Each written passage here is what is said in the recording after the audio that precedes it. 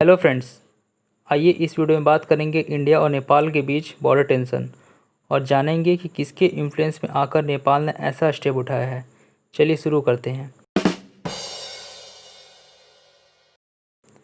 जैसा कि आपको पता होगा, पिछले कई सप्ताह से इंडिया चाइना में कुछ टेंशन चला रहा है और उससे भी पहले इंडिया और नेपाल के बीच टेंशन चला रहा था।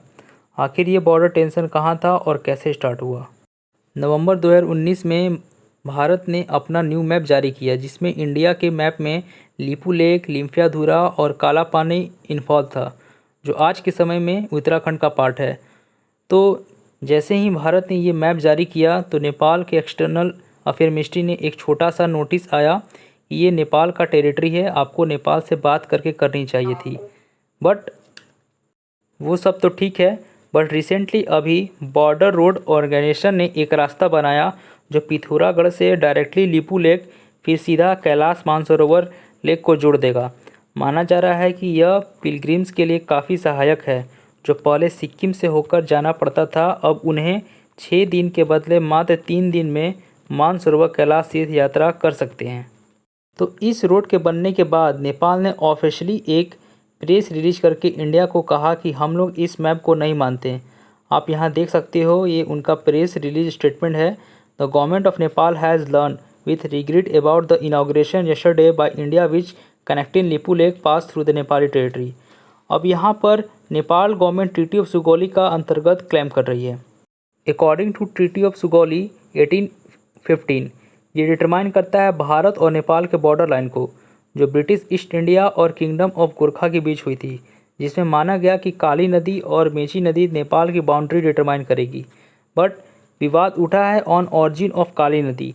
अभी नेपाल की गवर्नमेंट का मानना है कि काली नदी का ऑरिजिन लिम्फियाधुरा से होकर आता है, ताकि वह तीनों काला पानी, लिपू लेक और लिम्फियाधुरा को एनेक्स कर सके। अगर आप ट्रीटी के अकॉर्डिंग चलोगे तो हाँ, नेपाल सही है, पर जब 1869 के बाद ब्रिटिश इंडिया ने नेपाल की बाउंड्री लिपू लेक की ईस्ट तरफ से शिफ्ट कर दिया और डिटरमाइन करने लगी, क्योंकि उन्हें चाइना से व्यापार करना था, तो तब से अभी तक 2020 तक उसी लाइन को नेपाल का बाउंड्री माना जा रहा है। सो ओवरऑल यहाँ इंडिया अपने पोजीशन पर सही है, क्योंकि 1990 के बाद जब नेपाल में डेमोक्रेसी आ गई तो वहाँ की सरकार को कोई परेशानी नहीं थी।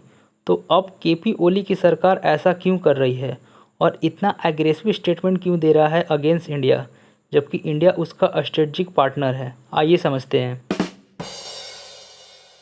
तो इसका सबसे बड़ा रीज़न है चाइना इन्फ्लुएंस इन नेपाल इंटरनल पॉलिटिक्स।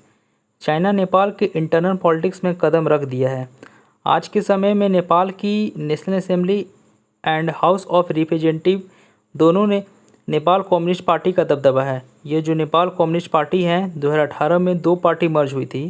पहला communist party of Nepal Marxist Lenin और दूसरा है communist party of Nepal Maoist centre.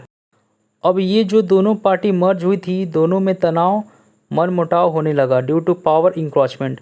तो पूरी गवर्नमेंट में फैक्शन बढ़ गया। एक फैक्शन जो केपी ओली के अगेंस्ट था और दूसरा फैक्शन जहां पर प्राइम मिनिस्टर और प्रेसिडेंट दोनों एक दूसरे का साथ दे रहे थे और लग रहा था जो पार्टी है टूट जाएगी। नेपाल में हो सकता था फिर से इलेक्शन हो जाए, मगर तभी चाइना यहाँ पर निकल कर आता है और इस पॉलिटिकल क्राइसिस को रोक देता है। चाइना के जो एम्बेसडर हैं नेपाल में, हॉ यंगक्वी, उन्होंने कई दिनों में बहुत से पॉलिटिकल लीडर से मीटिंग की, उनसे बातचीत करी, उनको समझाया और लिटरली नेपाल की पूरी पॉलिटिक्स मैनेज करके एनसीपी को जिंदा रखा और सरकार गिरने नहीं दी। मैं यहाँ आपको अपना एनालिटिकल थिंकिंग नहीं बता रहा हूँ, मैं जो भी बताता हूँ उसका आपको प्रॉपर न्यूज़पेपर कट शो करता हूँ। तो आप यहाँ देख सकते हो, द काठमांडू पोस्ट का आर्टिकल है, in a series of meeting Chinese envoy call for unity among the ruling party members. आखिर चाइना ऐसा क्यों कर रहा है? देखिए, रिसेंटली नेपाल ने बॉर्डर रोड इनिशिएटिव साइन किए हैं विद चाइना। बहुत से प्रोजेक्ट आज के टाइम में नेपाल में हो रहे हैं विद चाइनीज़ इन्वेस्टमेंट। तो यहाँ पर चाइना नहीं चाहेगा कि कोई नई सरकार आ जाए नेपाल में, और मान लीजिए अगर कल को वो सरकार प्रो चाइना निकले तो उसका इम्पैक्ट बॉर्डर रोड इनिशिएटिव पर पड़ सकता है। नाउ, जब से कम्युनिस्ट चाइन पावर में आया है, उसने पिछले 70 साल में बहुत सी ज़मीन कब्जाई है। इन एशिया और साउथ एशिया। 1956 से पहले एक बहुत बड़ी कंट्री यहाँ हुआ करता था, जिसका नाम था तिब्बत। तिब्बत एक इंडिपेंडेंट कंट्री था, इसको चाइना ने अटैक करके इस पर कब्जा कर लिया।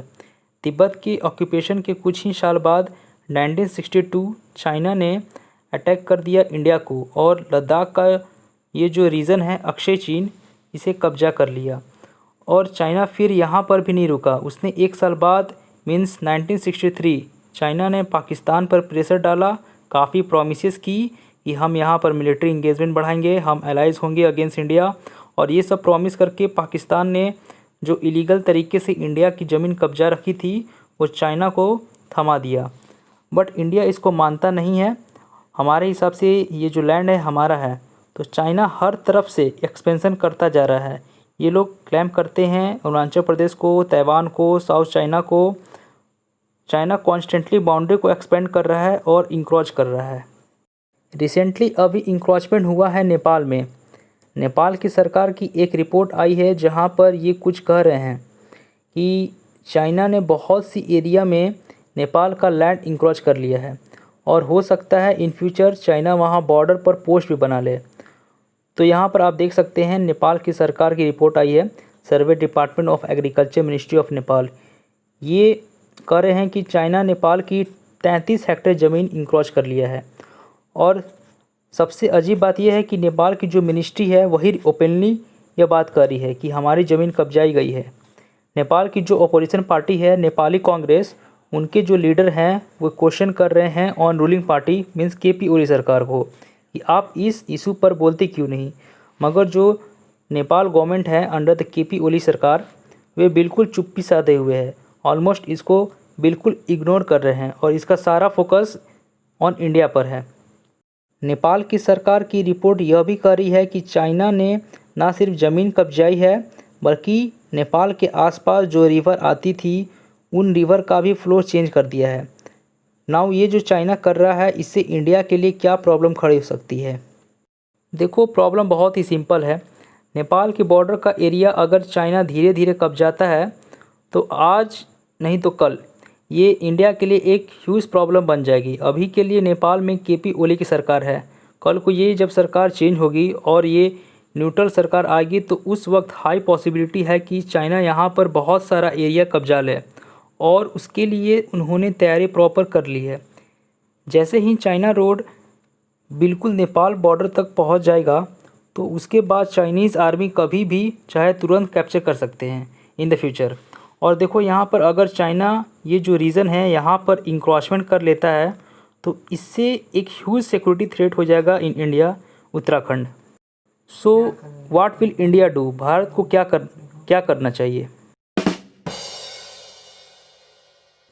तो हमें यहाँ पर यह बात समझनी होगी कि जो नेपाल की जो करेंट गवर्नमेंट है सिर्फ यही इंडिया के अगेंस्ट है। जो वहाँ पे नेपाली लोग हैं वो काफ़ी हद तक न्यूट्रल हैं, जो ना ज़्यादा प्रो चाइना हैं और ना ज़्यादा प्रो इंडिया हैं। सो नीड है कि हम लोग नेपाल की लोगों को बीच में अपनी गुडविल क्रिएट करें, उनको हेल्प करें और उम्मीद ये करें कि कल को यदि केपी ओली की सरकार चेंज होती है और न्यूट्रल गवर्नमेंट आती है तो वो इंडिया के साथ कोऑपरेट करे और साथ ही इंश्योर करे कि नेपाल की जो बॉर्डर है वो सेफ़ रहे और चाइना इंक्रोच ना करे। सो उम्मीद करता हूँ आपको इस वीडियो को देखकर कुछ सीखने को मिला होगा। अगर पसंद आता है तो इसे लाइक करें, शेयर करें और सब्सक्राइब करें। तब तक के लिए मिलते हैं अब अगले वीडियो में। तब तक के लिए bye bye and take care.